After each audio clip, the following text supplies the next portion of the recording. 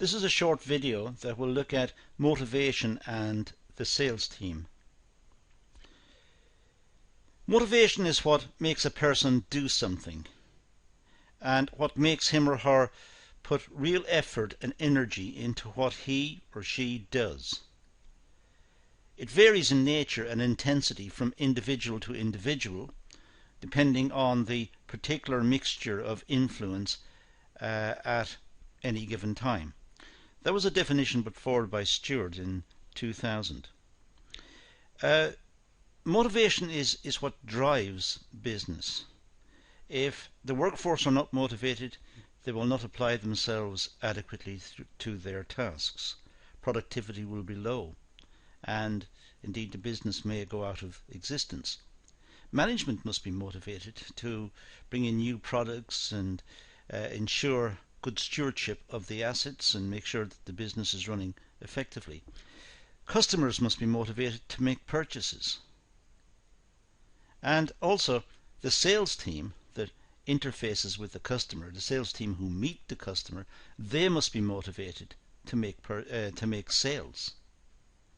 So this idea of motivation runs all the way across business to every level of business, from the person who is entrepreneurial and is motivated to see through an idea and bring a business into existence. They must have motivation, all the way through to the salespeople at the end who are motivated to make the sales. So the study of motivation is of critical importance within business. Sales management can only achieve their goals and objectives and productivity and excellent customer service if employees are highly motivated to perform. So the sales management must have employees working for them that are highly motivated. If they are highly motivated, they will make good sales, they will satisfy the customer in terms of answering questions and delivering a polite and courteous service and making the customer feel that they want to purchase. So the sales team, or the sales management team I should say, will meet their goals and objectives, and they will be seen as productive. They will be offering good customer service. But the employees, the sales team that meet the customers, must be motivated. They must be interested. If they seem indifferent or not prepared to deal with the customers in a polite and friendly manner, the customers may be put off. Sales will be lost. The level of employee motivation is dependent on the following: on the job design, the rewards, the management styles, organizational culture and structure.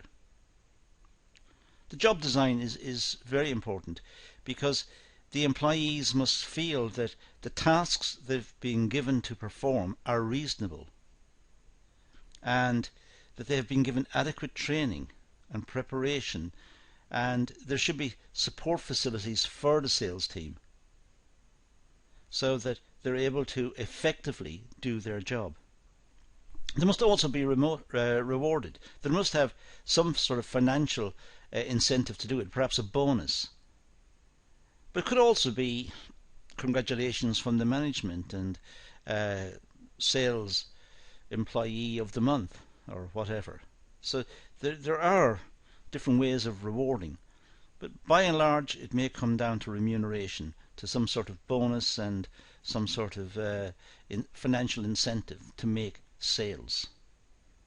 Management styles are also important. If the management are trying to force the team to make sales and are constantly nagging the team to be more proactive and more assertive about getting sales, it may put off some of the sales team. It may be counterproductive. The management style should be really supportive and cooperative with the sales team who are trying to make the sales. And of course the organizational culture and structure is also important. The employees must feel that the organization is reputable. It offers a good product at a reasonable price. It's a well-respected organization. They will uh, they will revel in working for a company that is respected within the community. So that's important also. Motivation is an internal decision-making process which influences an individual to behave in a certain manner. So motivation is a psychological predisposition. It's the individual taking a stance in a particular situation to work hard, to apply him or herself to achieve some end. They are motivated to do that, and there is something inside them that is compelling them to do their best and to try hard to achieve some particular target. It may be it's a challenge, and humans like a challenge, or it may be financial rewards, so they can meet their obligations in terms of their requirements for living. But there is something that motivates them, that makes them want to achieve. It's an extremely complex issue to understand, because employee motivation is dependent on various factors such as I said earlier, the organisational culture, the management style, job design, HR practices and policies. We've talked about those earlier, but these and more is what makes up the motivational envelope for the employees. All of these influences come to bear. Some of them are more important than others at various times, and there'll be all sorts of influences on the employee. But what it comes down to in the end is the employee trying harder to achieve certain ends, and the factors, trying to identify the factors that leads the employee to try and achieve those ends. But we can't see inside people's heads, and people are different. Sometimes people will respond in certain ways to certain things, and sometimes other people will respond differently. So we can't always identify what it is that's driving people. There's a lack of clarity in understanding what motivates employees, and it's an understandable lack of clarity, because as I said, we can't see inside people's heads, and even if we could see inside people's heads, we'd only see brain tissue. We wouldn't see what is the personality of the person and the motivations and so on. So it's a very complex field. What we tend to do is look at their outcomes, look at the way they behave, and try to work out sequences. Perhaps this motivated the employees in the past, therefore we'll do this again, and they'll be motivated again. It doesn't always work, but that may be an approach. Now, the sales management perspective, well, this is a difficult task for managers to acknowledge what motivates employees. It could be money, it could be status, it could be power, it could be self-fulfillment. We've talked about these in earlier slides. But managers must try to work out what is it that drives the employees to be good sales people, good sales employees. And it will vary from one to the next. And the job for sales management is try to get the right configuration in. It may be having a sales team with different demographic characteristics, male, female, different age profiles and so on. But it's difficult to work out exactly what it is. It has to be seen in the context of the product that's been sold also. If the product being sold is essentially a young person's product, then perhaps having older sales staff may not be a good idea. If it's mainly a male product for some sporting item or whatever, and it's seen mostly for male purchases, then perhaps having men selling might be a better idea. It's difficult to say it. There is no formula to deal with this one. It's not possible for management to relate one motivation factor to all employees, simply because individuals are different, have different goals, desires and ambitions. So the sales management team can't have one overarching philosophy, one overarching approach. It must be tempered according to each member of the sales team and what the management know about these people and know how to effectively deploy them in the selling situations. But as I said, it's extremely difficult to get a proper read on this. The underlying, that's spelled wrong, I'm sorry. The underlying assumption is that employees need job satisfaction in order to be motivated to achieve within their job.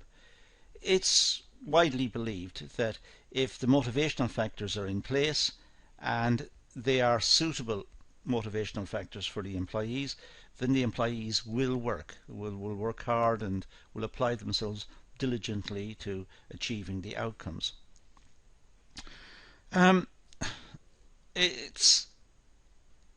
It's difficult to say which motivational factors should be used. It could be remuneration, as I said earlier, bonuses and financial rewards. It could be status. It could be promotion. So people respond differently in different situations. And the problem for the sales management team is to try and identify what it is that seems to motivate their employees, so that they're able to target motivational factors, motivational incentives onto the teams that are more likely to be accepted and appreciated, and which will lead to the desired results. The most important attribute of a salesperson is being highly motivated. That is the overwhelming requirement. The salesperson must be interested in the product, interested in dealing with people and making the sale. Sales management require motivated people in order for sales departments to be effective and efficient. So the onus is on the sales management team to try and identify what is it that motivates the sales team. As I said, it could be remuneration, status, promotion, non-financial incentives like time off, flexible working. There could be various incentives offered.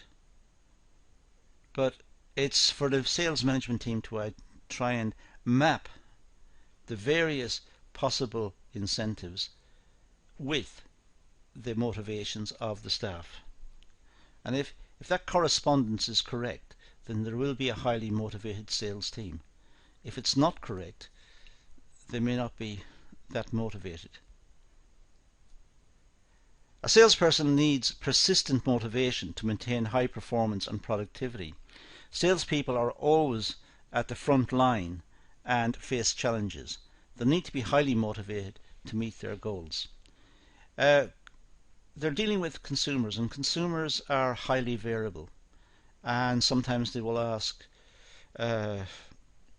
very technical questions, sometimes they'll ask irrelevant questions, sometimes they won't understand what the product is truly about, and some customers may be not actually customers, they're just there to waste time and have a day out, so they just want to talk to sales staff about a product they have no intention of purchasing. And the salesperson must understand this and must try to accommodate it, because even when the customer is in a sense wasting time, it's important that the salesperson understands and is polite, because it may be a potential sale in the future.